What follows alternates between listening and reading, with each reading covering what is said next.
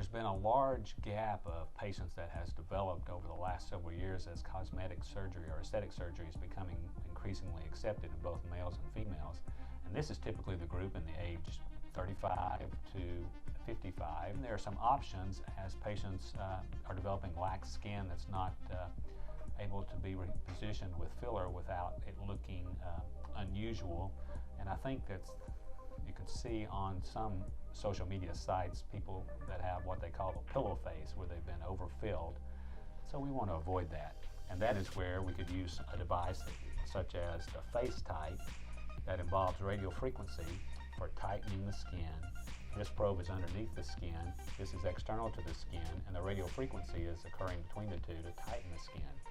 So in conjunction with other things that we've mentioned, such as the filler and neuromodulators and Botox, we could use this to tighten the skin from an internal standpoint.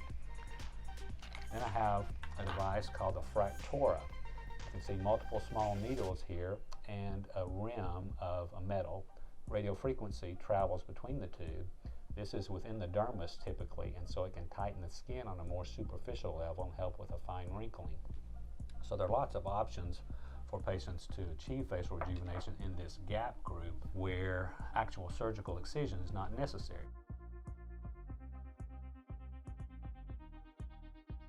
Then there are those people that are on the older age group, or people who just have lax skin and aren't really candidates for non-surgical rejuvenation alone.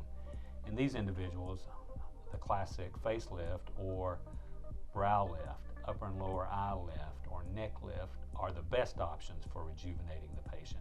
So in these types of procedures, surgical excision is necessary, so a scar's got to be placed in a site on the face, around the ears, or behind the ears and along the hairline, where it can be masked or hidden so that the patient doesn't look like they've had surgery.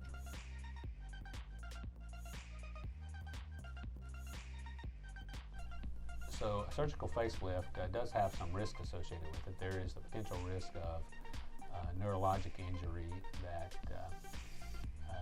could be temporary or permanent. It's usually just temporary, and the risk of that occurring is way less than 1%. More commonly, patients who are considering this operation would prefer to have the operation but not look as if they've had the operation. So they classically say, well, I just don't want to look done, or I don't want to look like I've been in a wind tunnel, or these kinds of unusual post-operative appearance that can occur.